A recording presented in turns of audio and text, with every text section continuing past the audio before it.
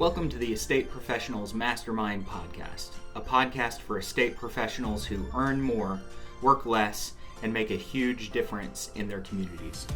If you get value out of this free content, be sure to check out ProbateMastery.com, where you can get live classes, access to weekly coaching, and valuable courses.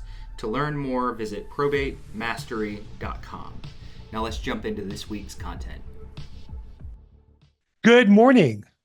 Welcome to Probate Mastery, our weekly free, my favorite word, free coaching call for real estate agents. This is really focused on helping real estate agents in the Probate Mastery community be more effective in building their businesses in probate. You can go to ProbateMastery.com to see kind of the overview of the program. In the middle there is the free weekly coaching call. That's the call you're on right now. We do this every Tuesday, 11 a.m. Pacific. Though, to be honest, I'm going to ask if we can move it forward to 10 a.m.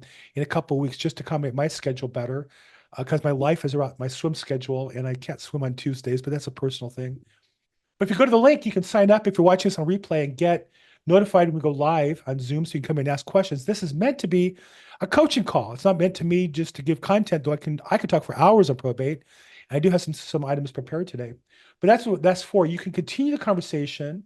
Well, let me go here on the website. There's some free content if you're new to probate opportunity, probate marketing, and probate prospecting.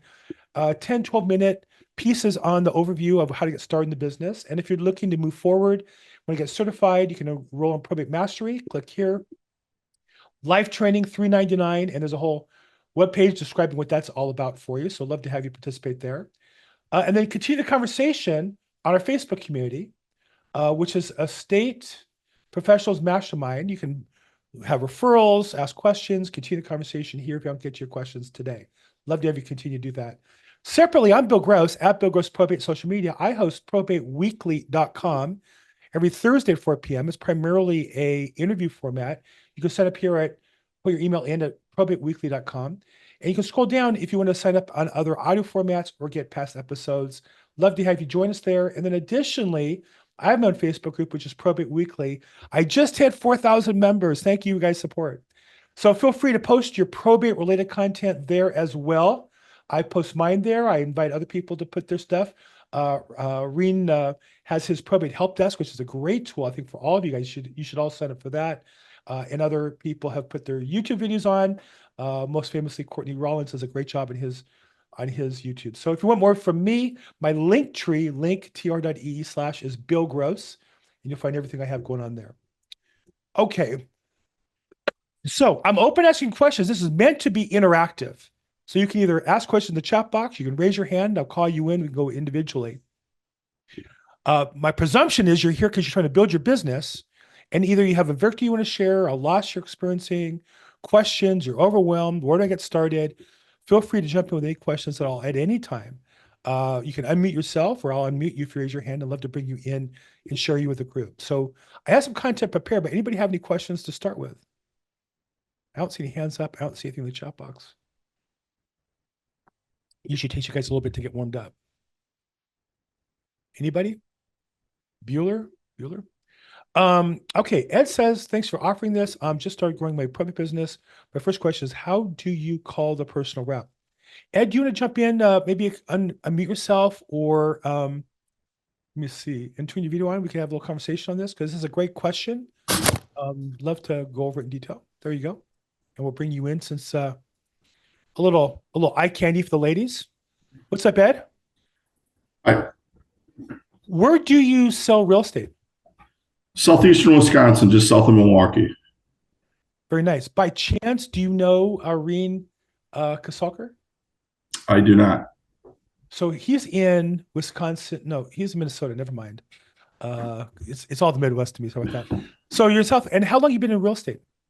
I've been doing real estate for about 17 years. Okay. So the reason I asked that is, and for those of you listening in, there's a difference between I'm brand new to real estate, what do I do? And I'm a real estate experienced agent, maybe have done business, made a living, want to do more, or struggling, want to get back on track. Those are different areas entirely. So Ed, I presume you already know how to sell real estate, you know how to list real estate. And I'm going to guess along the way, you've done a probate or two that kind of came through you somehow. Yeah, I would do a couple a year. Now I'm trying to market towards um, doing a probate and kind of as a majority of my business. Good for you. Now, your question is, how do you call the probate Well, the personal rep? Are how you soon, like how soon would, I mean, do you call so you're not kind of feeling like you're chasing kind of, so this is a question. This is a great question. How soon do you call? Because I don't want to be seen as an ambulance chaser, right? right, So I want to say that that's a false question. And I'm not. Do I have permission to be a little? Can I coach you a little bit here? Are you okay to yeah, be? yeah, Okay. that's fine. And that's my style. And I want to help you. I'm not here to make fun of you. I'm not here to Right, put you down. The opposite. I want to push you forward as best I can. right, So this is a common question. How soon do I call? What do I say? Which is always indicative to me of somebody who started the process but not made the calls. right, It's once you start making the phone calls, you realize they're not sitting around their house in black robes and ashes, laying on the floor crying in grief. When you say the personal rep, by definition, you got the name and number because they filed something with somebody, most commonly some sort of petition with a court, and you right, bought the data, or maybe you went to court and got it, but they filed the paperwork with the court, they paid a fee. They're looking to move forward to dispose of some assets. And so they're at least past all the grief for that. Now, I don't think you should be a jerk about it. We want to use proper nomenclature. What I mean by that, we don't talk about, oh, I saw your dad died. We right. want to say, I see you the personal representative for the estate of the decedent James Brown. That's why we use that word decedent. It's a legal term, but it also shows respect. So, so I think the answer to the question is, if you have the data, that means they already filed a probate. There's no reason to wait. I would call as Okay, soon as I have the data. okay. I'm so sorry. I'm battling a cough here. I don't know what's going on. So I would say call early and often. And, Okay. have you started making these phone calls, or you just get the data, or where are you at in your process? So now I've been doing mailings. I got the information from a probate court. I do a mailing to the PR rep, and then I also do it to the attorney. Nice. But then I'm working on doing multiple list mailings, but I haven't made any phone calls yet. So are your mailings, are you getting responses? I have. I've Do gotten. you have an approximate rate? Like how many have you mailed out and how many responses have you got? I started doing the mailings hot and heavy since March, and they're probably about, for the counties that we're in, probably 40 a month, 40 to 50 Okay. a month. And I've gotten six phone calls on them. So if I do the math quickly, 40 times about 4 months is about, Yeah, about uh, 200 or so. and you got six phone calls, that's Yeah, 3% inbound call rate. That's fantastic. yeah. Now, just for those listening, you said you're in Southwest Wisconsin. Southeastern Wisconsin. So So would you describe your Milwaukee, market as metro? Would you describe it as yeah. suburban, as rural? Metro Milwaukee, then Racine County, which is directly south, and then Kenosha County. So Milwaukee down to the Illinois Okay. state line kind of thing. So these are major cities, not as major as LA or New York or Atlanta, but major Correct. with Milwaukee, and then just outside that. So Correct. again, I think every market's different. I think by their nature, Midwest people are more polite and nicer. I think Correct. in LA, mailers tend to get more of a negative response because we're LA and New York and such. And also it's a more competitive market. My guess is you don't have as many realtors mailing per decedent as we have, or per attorney as we have. Correct. So but the proof is in the numbers, and I would track it. If I were you, I'd be very scientific on how many calls you get coming in. Okay. I would track very carefully. I'm sure you get some mail back, like the address is no good or something. So Correct. you want to be very diligent to take those out of your database so you can Yeah. continue to mail to people and be scientific about your phone calling. But it sounds like you're on the right track. I would call them as soon as you can, because whatever you're mailing is getting a historically great response rate, meaning customers are interested in what you're offering. I would call them and offer whatever's in the mailer. Okay. Okay. Appreciate it. Okay, Thank you. sure. Good luck with it. Come back and Thanks. report your results, okay? Yes, we'll do. Okay. I'm sorry about the cough, people. I'm going to do my best to try to hit the I have a cough button. I'm going to try to mute myself. Okay. I have some content I can jump into, but anybody have any questions that they want to ask about? Raise your hand, put in the chat box. Here's a question for the group from John Matukas, Boston John. Boston John, as long as we don't have to talk about the Celtics, I'll let you ask questions. I'm in Los Angeles. It seems to me that people are not answering the phones. Oh, well, welcome to Los Angeles, John. Yeah, Bill, let me ask you, Bill. So my experience in Boston, and this is 10, 12 years ago now, the phones were much more active there, and you're in LA as well. So I guess ask the people in general, Right. regionally, are people answering the phones more or less in different areas? Well, I Maybe can you say for help. sure that the answer rate on phones in LA, which is the only place I've worked at this, but I can say at a scientific level, the number of answers per dollar is gone down steadily every year for the last 10 or 12 years. Less and less people have landlines. That was the ones that they mostly answered. Yeah. Cell phones have caller ID. And so the strategies have to change, but definitely the numbers go down. I think you'll find in general in metro areas like LA, you're going to have less of an answer rate than in suburban areas where people are friendlier and more neighborly and assume the phone caller is somebody they might want to talk We're to. not friendly in LA, Bill? No, we're not. No, I am. I try to be. You are. I say hi to You're a everybody. gem. I literally try to talk to everybody when I'm in an elevator as a tool to make me friendly, but no, Amen. we're not. To be honest, we're not as friendly as other cities. Now, how about the people on the chat are in Wisconsin, East Overshoe? Are you guys, they get more answers than we do here in LA? Well, feel free to, if you want to answer the question, put your answer in the chat box or raise your hand if you want to have a discussion on the topic.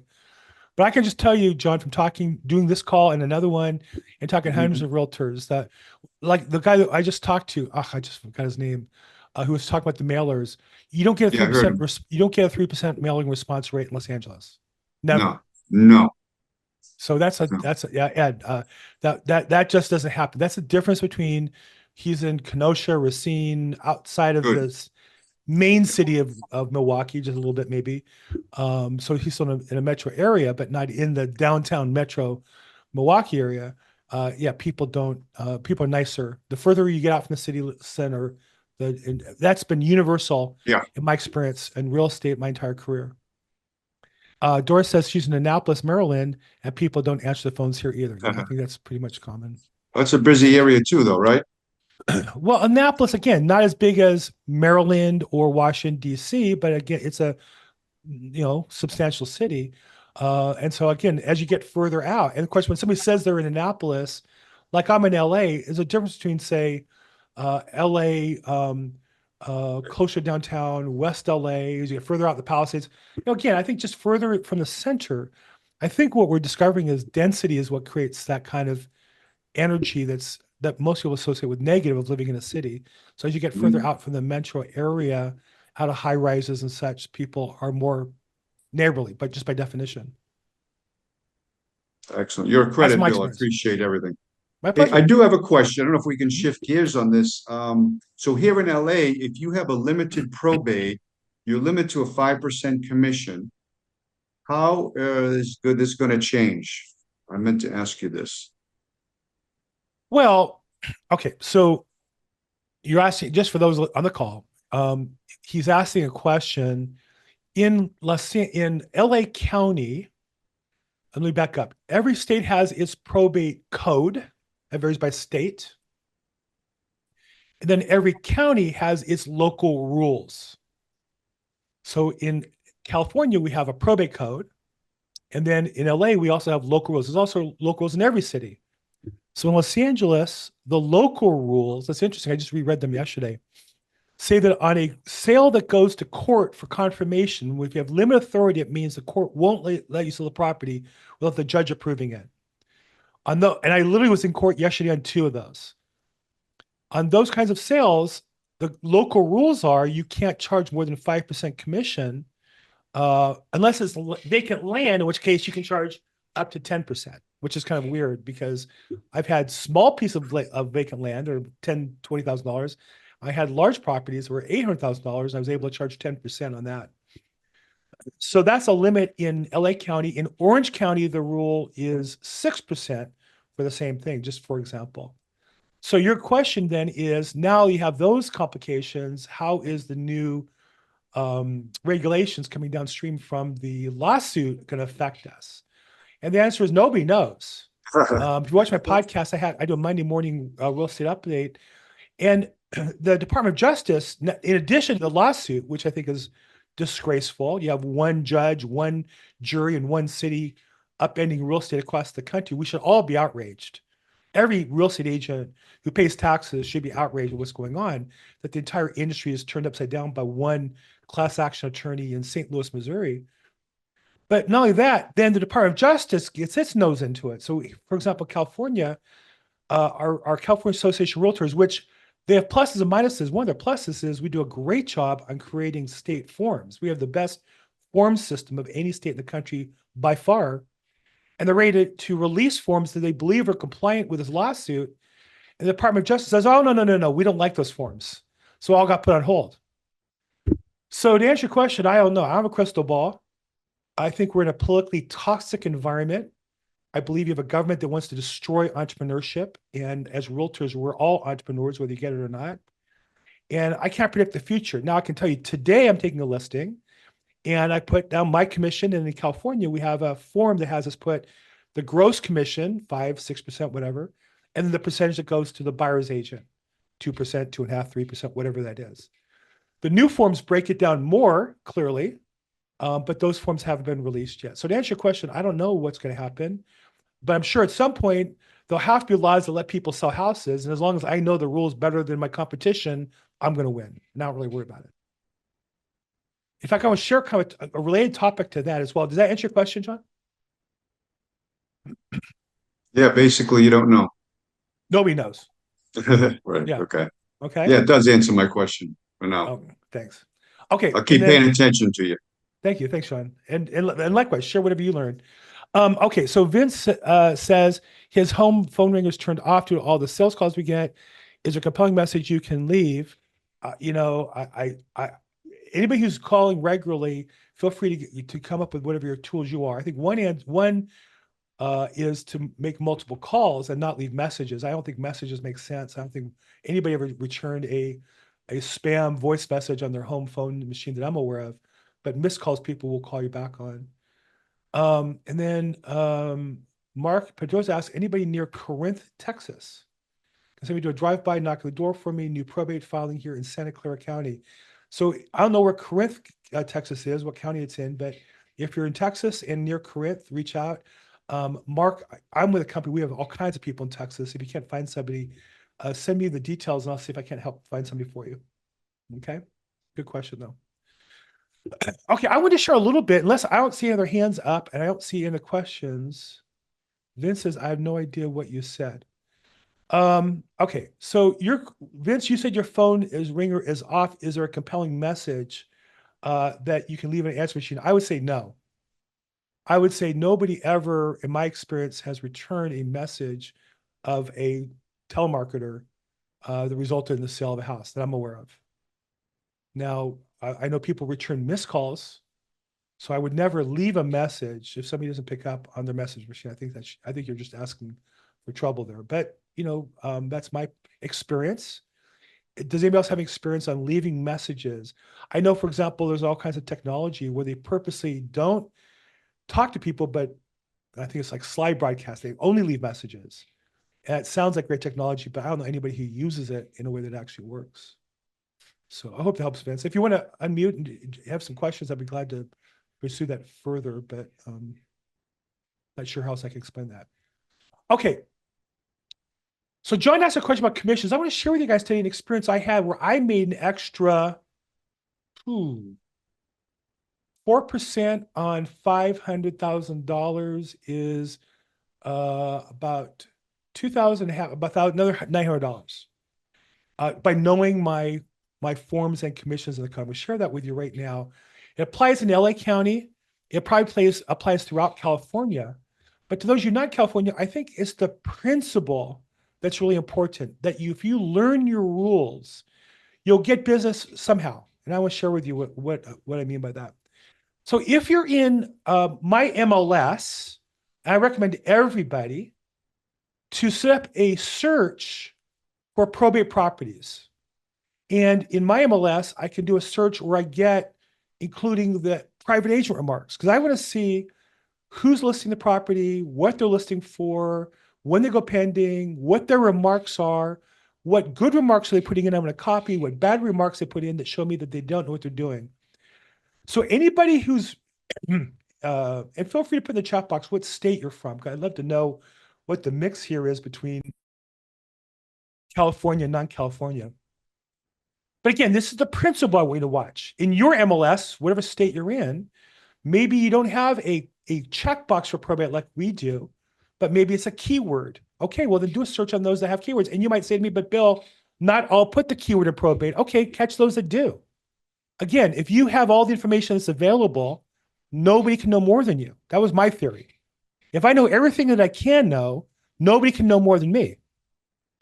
So in my search, I get every listing of a probate in my MLS. And here's an example of one, right? So this is what agents maybe send to their customers typically. It's got my picture and contact. This one's pending. I actually am the buyer's agent in this. We bought this in court yesterday. And this is the property and whatever it is, that's what it is. It's 491 and the details. But here's what I point out to you guys here. If you're in LA, you've seen this in listings before.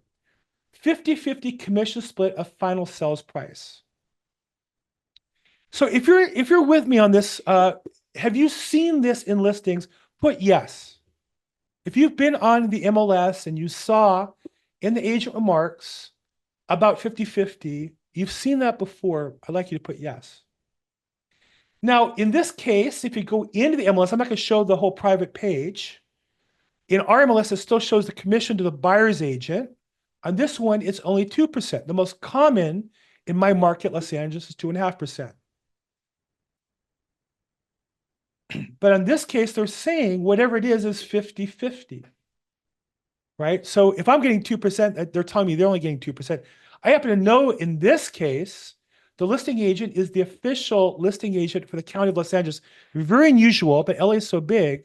Unlike other counties where the administrators kind of develop a list or an approved list or relationships, in LA County, they use what's called an RFP process. Like major government contracts, you fill out a long, lengthy proposal and say to the county, I'll handle all your listings and here's our price and here's our terms.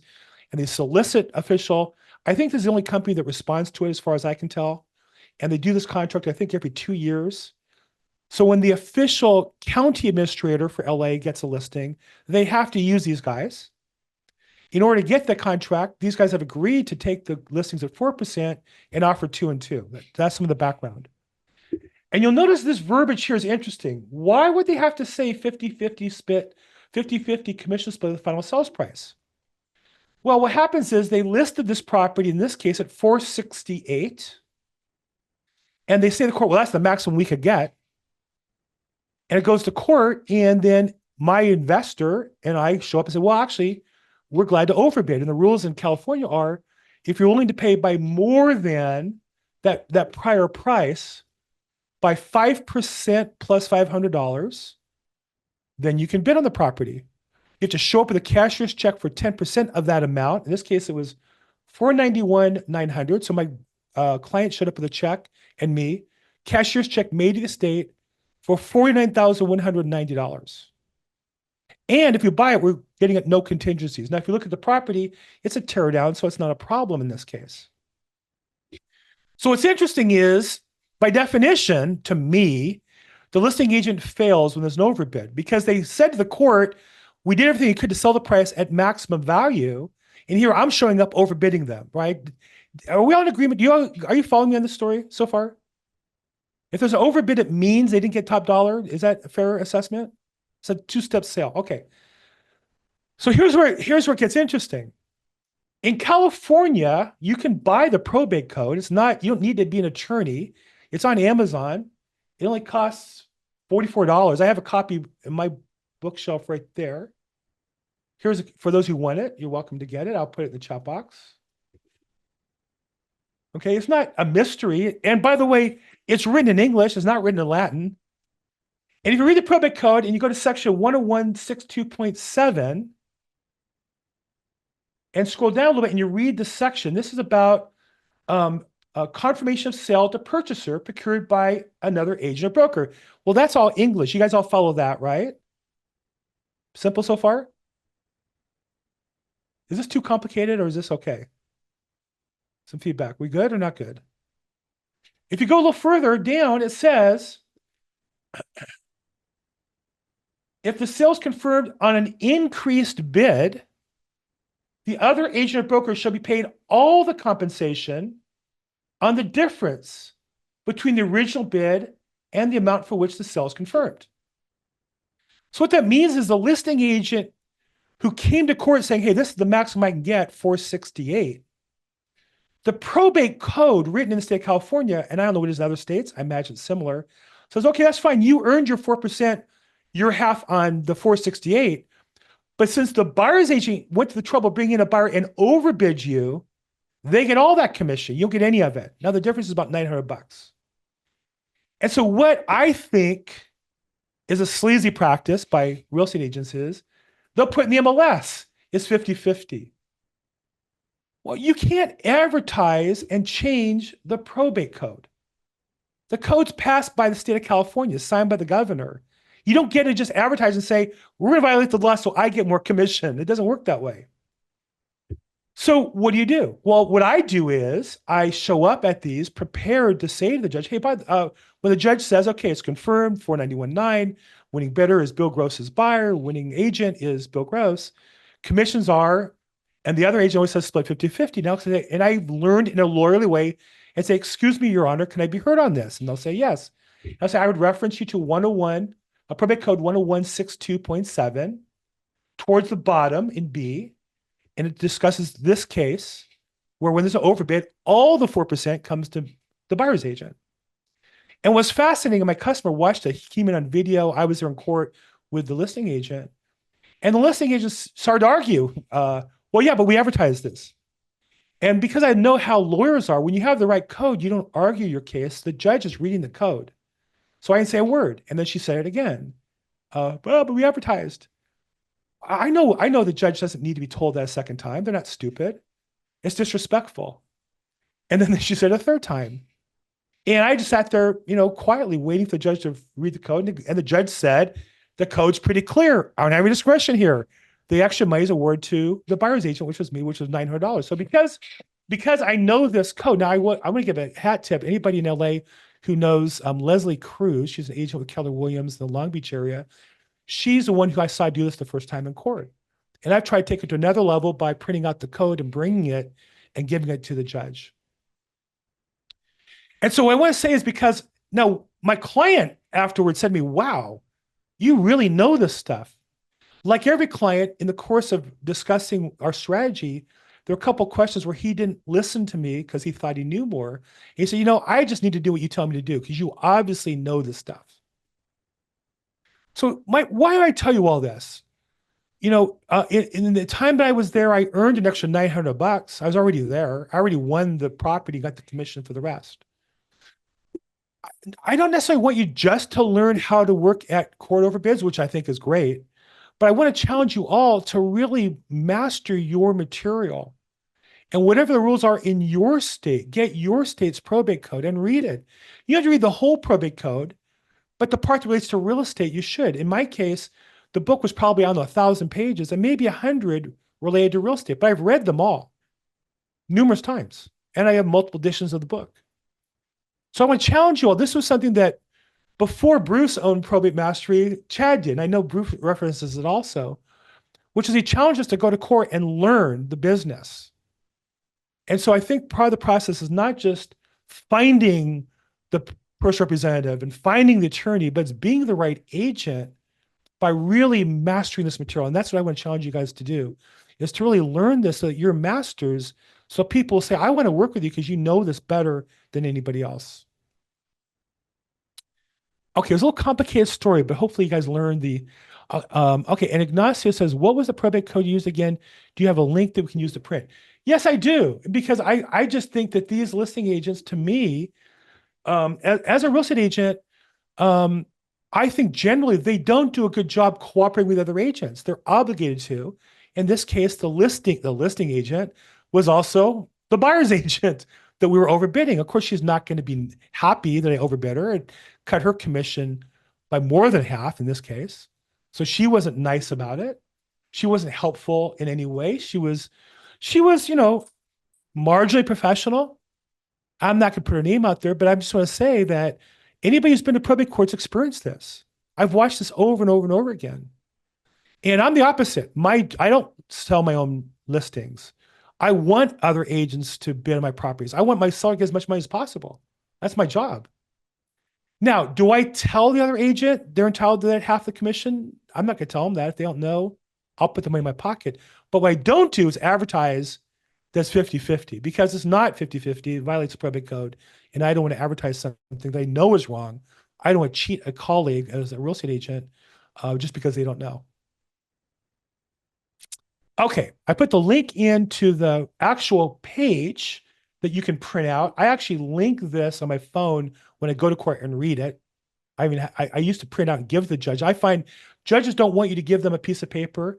They want to know the code because they have it at their desk. And so part of sales is learning your audience, and judges want to be treated with reverence and respect. And so one thing I've definitely learned is, just like an attorney, if you ever watch in movies or TV, they'll give the judge a printout of a code, and they don't even give them the code book. They know that the judge has the code at their desk, and they like opening it up and rereading it and relearning it. And their book they have their notes in it, or the books they have descriptions and they want to rely on. So again, that's part of learning. I've learned now not to bring the book to the judge. I'll hold it open. I put it in my briefcase and I'll read from it to show them I'm reading the probate code.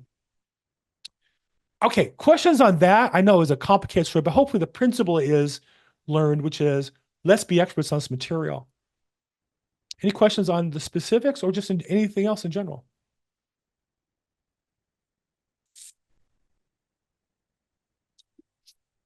Anybody?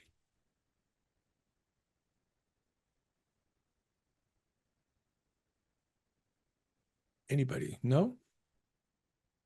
No hands up? No questions? 33 past the hour? You guys all doing business? Closing deals? Taking listings? Putting them in escrow? You have it all mastered? Then I can entertain you. I can sing if you'd like.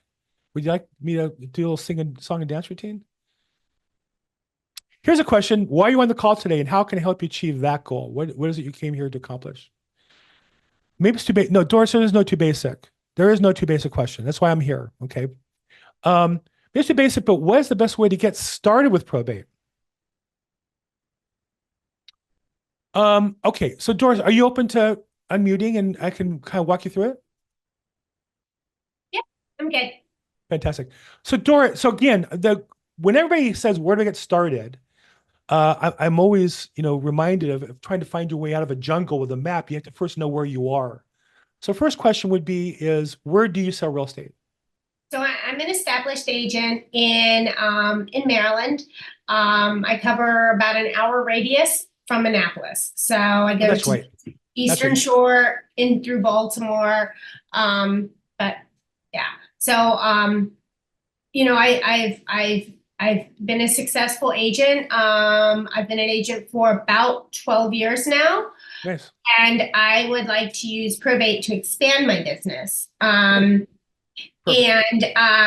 I've done some. I have relationships with some attorneys.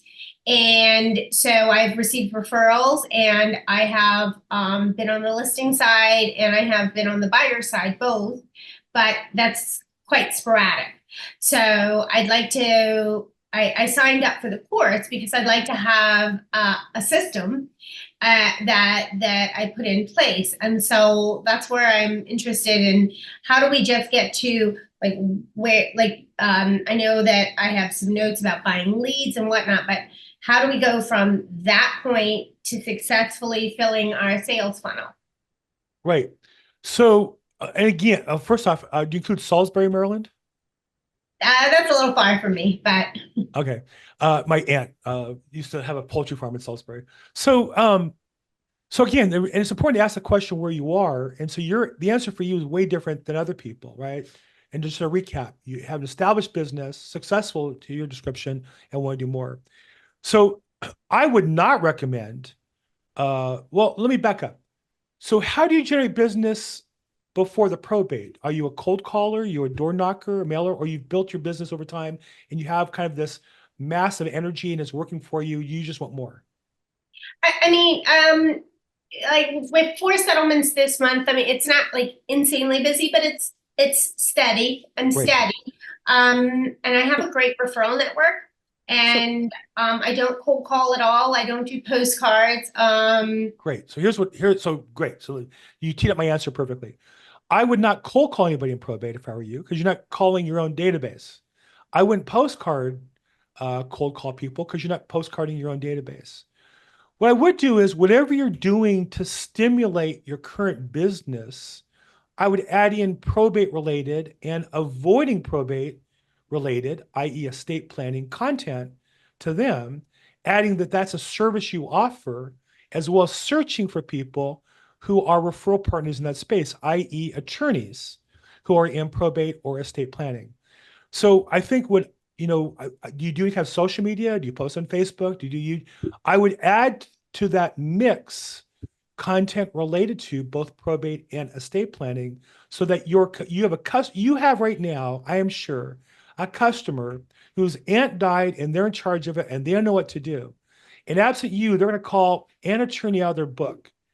And frankly, you have a better book. And if they called you, you could help them find the right attorney perhaps, or with some time on the task, you could find the right attorney to refer them to. And that will end up leading to you listing the property rather than somebody else.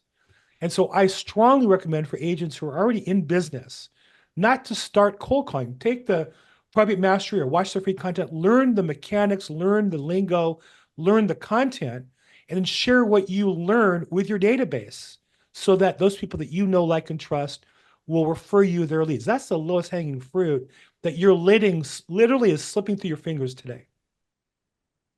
I assure you, if you've been in business 18 years, 12. I'm sorry? 12 years. 12. I don't mean to age you. Sorry about that.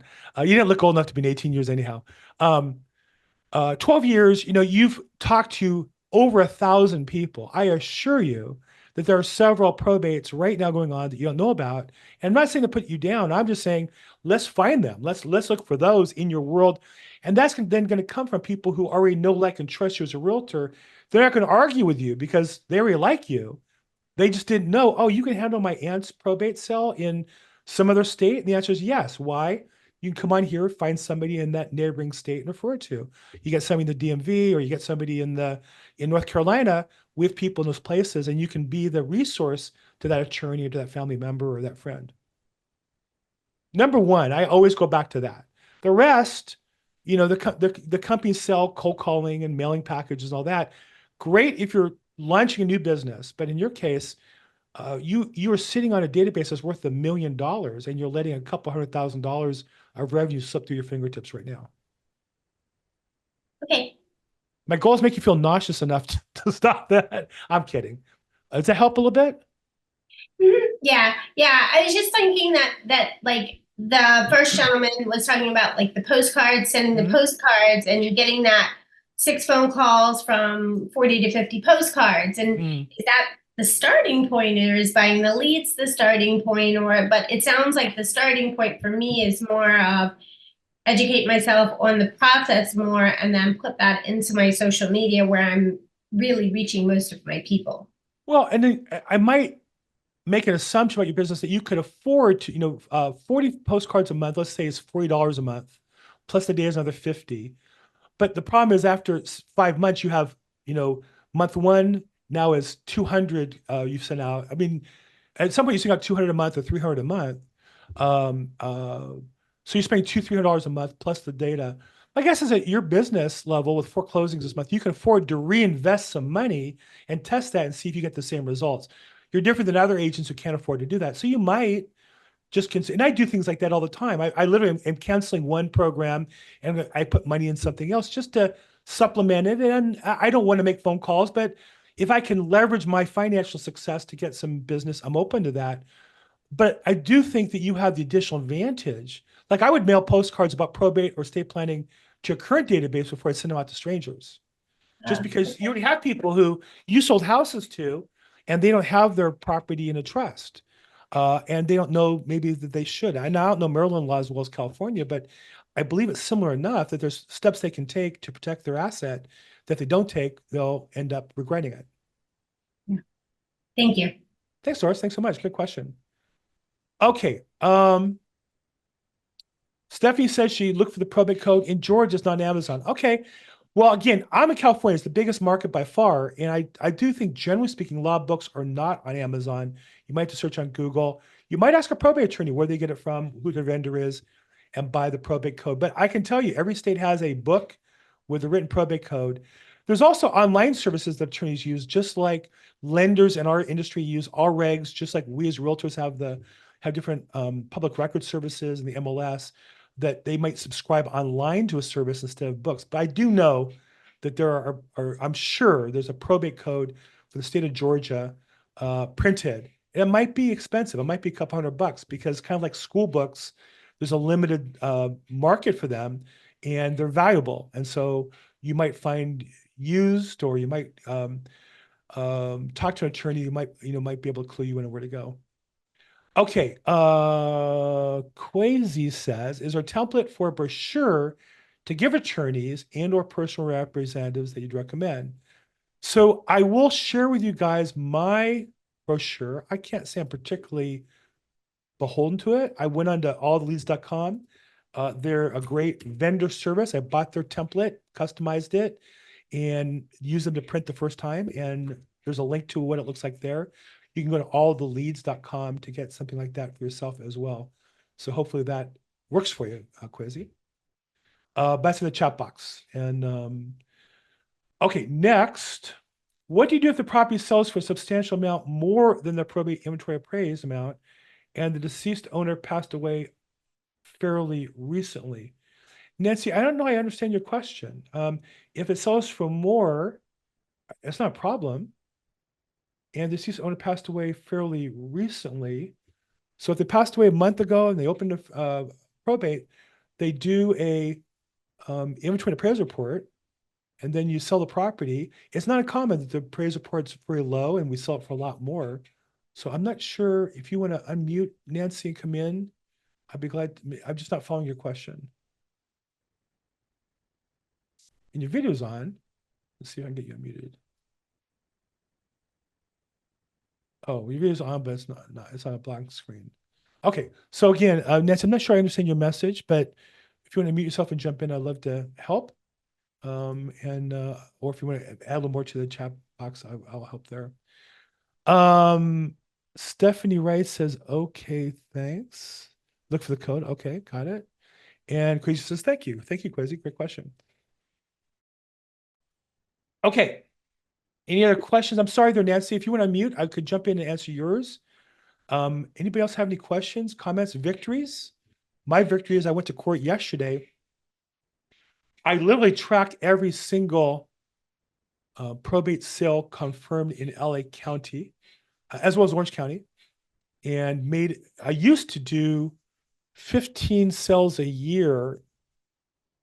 Yeah, about 15 a year.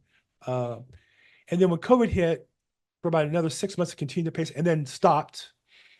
And I never really went back to that business as much, but it's a business model in any county. And if you say, well, my county only has 2 or 3 a month, all the more reason to learn them, because if there's only 2 or 3 a month in your county, I can assure you, not only do the attorneys not know the rules, but even the judge doesn't know the rules. And if I was in a more remote county, I would make sure I knew of every court confirmed sale and be there and watch it and take notes and figure it out and be the expert in it. I think that's an obvious case. Okay, Nancy says, is there tax aspects of capital gains? Okay, so what she's saying is, when we have a probate, they do an appraisal of what the value of the property is. So imagine somebody dies and you do an appraisal right away and it's $400,000 and we sell it for $600,000. Is there a capital gains? Well, the truth is, the heir gets the property at the stepped up value, and they can make the case that the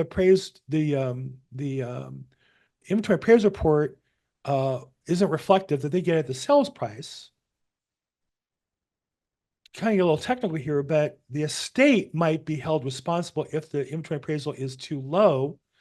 But since the cutoff for estate taxes today is like over $12 million, it's typically not an issue.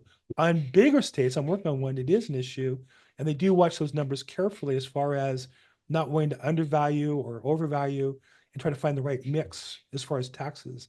That gets complicated on who are you watching taxes for, the estate taxes or the heirs getting the taxes on the other end. Because if you get the property at a higher value, if you're keeping it, that avoids taxes in the future as well. So again, that's a little out of the scope of what I do. It is an issue, but I don't think I could answer it without knowing all the details of the case any more than that. But it is an issue. You have an estate, you have an inventory appraisal report, which sets the value for the estate, and then you have a sales price that determines the value of the heir getting the property. Okay, you have a problem. Cindy has a problem using the court system. When I've gone, they don't give me a list. I have to know the names of the deceased, but I think you mean decedent, D-E-C-E-D-E-N-T. Cindy, what county are you trying to do business in? The Vince says sales price. Los Angeles. And you say when you've gone there, yeah, well, let me help you, Cindy. Good news, bad news. If you're in Los Angeles, the bad news is you go to court, the employees, in my experience, you'd be lucky to get the time of day. I mean, really, you'd be lucky if you went in and said, excuse me, I lost my watch. Agreed. What time is it? And if you do get the time, it's going to be a snarl and with a hiss at the end. So yeah, I know that there are training classes that tell us to go to court and meet the people. And that would be true in maybe Ventura County, maybe, certainly Kern County, Inyo County, San Bernardino, Riverside maybe, but not in LA. So that's kind of coaching that's not appropriate for you.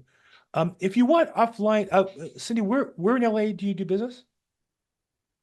My firm's in Beverly Hills, and I'm all over California, all over LA, surrounding areas like Santa Clarita, everywhere. Yeah, well, Santa Clarita has its own court actually, but only very few cases go there for probate. If you want to talk offline, I'd be glad to maybe see if there's some area we can overlap and oh my God, yes, I would love that. Please, yeah, thank give me you. a call. Yeah, I'd be glad to talk to you about that. I'm a mile south of Beverly Hills, so I'd be glad to Perfect. meet you and talk to you about it. Yeah. Okay, I'll get your info and you'll send me a message, or I'll send you a message right now. Yeah, you can go to Linktree and get all my info right there. I'll put that in the chat box for everybody. Thank you. Sure. Okay. So, and for the rest of you, I am actually adding, if anybody's interested in being part of a coordinator for Probate Wise nationwide, I've just recently added players in Minnesota, New York. I've one in Florida. So if you're interested in talking about it, does require a change of brokerage. If that's something you're open to, I'd be glad to talk to you about that. And any of you, I'm glad to talk to you guys anytime. One time, give me a call and be glad to help you kind of get your personal business footing going. I know sometimes these questions get a little personal, and I know my nature is I ask personal questions. I assume you'll say no if you don't want to answer it, but the coaching I think has to be somewhat personal because it has to be appropriate for you, not for somebody else. Okay, Nancy says possibility, but with low inventory, there are bidding wars, which may happen again with interest rates dropping. Wondering if there'd be a problem for the probate estate valuation. So Nancy's asking a question about the valuation of probate. In California, we use probate referees. A probate referee is a lot like an appraiser.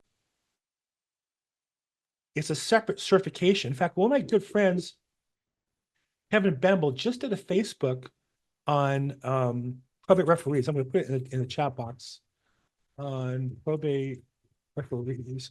Again, this only really applies in California. But your question is the valuation going to be high or low? And the answer is yes. In my experience, probate referees are basically a desk review.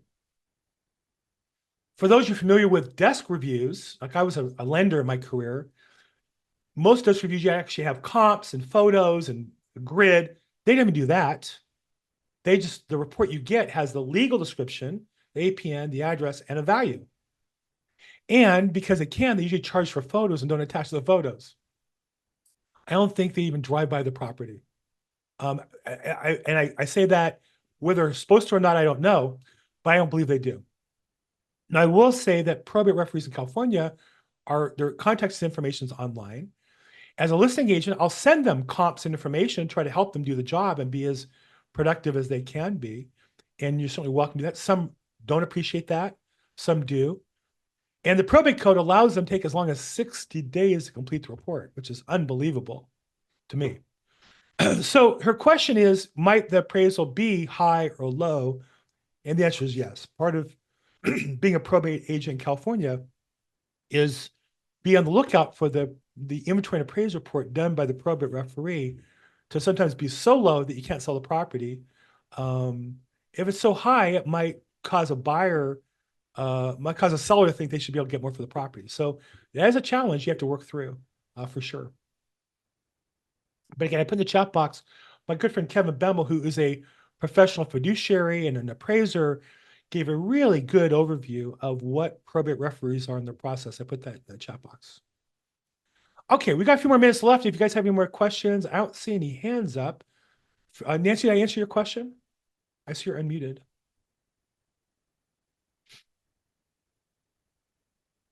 No. Okay. Well, anybody else have last questions? You put the chat. Oh, Stephanie Rice has been coming to Georgia. I actually have a team member in Georgia, in Athens, Georgia. I would love to get one in Atlanta. Atlanta, I believe, is, if not number one, number two largest probate court to LA.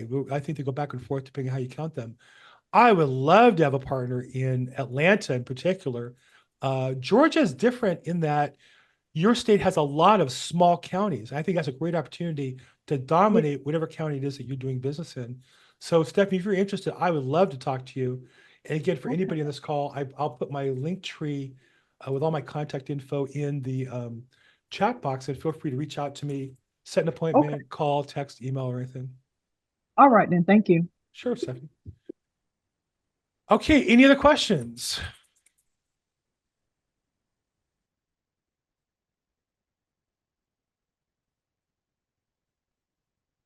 Any other questions? Going once, going twice? Somebody slow on the... John says, thank you. Thank you, John. Boston John. Thank you, John, for not talking about the Celtics. I have to tell you, I appreciate that. For those who don't know, I grew up in LA. I'm a left-hand Laker fan. My wife of 38 years, our first 3 dates were Lakers Celtics finals in 1985. And there's not much I really hate more than the Celtics, I think. And of course, they won the NBA championship. If anybody from Boston is going to bend your ear over, so... Nobody else? Okay, I don't see questions. So I think we'll wrap up here. Again, feel free to reach out to me individually if I could help you. I'm at Bill Gross Probate on Linktree, linktr.ee/Bill Gross. You're welcome to reach out to me there. This is the Probate Mastery. Let me get back to the landing page here. Oops. What did I do? Oh, there we go. I lost it. That's so funny. Probate Mastery, where are you? Probate, there we go. ProbateMastery.com is the website where we get our information from. And gosh, Bill, my production team. For those who watch podcasts, that's me. Okay, there we go. ProbateMastery.com. That's the call that we're on today. It's a weekly real estate call. It's a free call. It's really designed for people who are building their probate business in real estate brokerage. Love to have you on. If you want to join and get reminders, click on the free weekly coaching and you can sign up and get there. There's no cost to do that. Continue the conversation on our Facebook community where we have over, I want to say 600 members. That's been growing. You can continue to ask questions there, check the weekly calendar, and see other content that might be able to help you. Free content on the top of the website, probate opportunity, marketing, and prospecting. If you're new to this, great place to start. And then a great education is the Probate Mastery program. I've taken it, I've paid for it 3 times. So definitely worthwhile. And I've set my business in probate really aflame, starting me off the launch pad 5.5 years ago. And it just changed my entire career. So can't recommend that more strongly. I don't get a commission on the deal, but I would recommend you to consider that. We do this call every Tuesday, 11 a.m. Pacific time, which is 2 p.m. Eastern time, everything in between or either side. If I can help, reach out. I'm at Bill Gross Probate on social media. Thank you, everybody. Have a great week.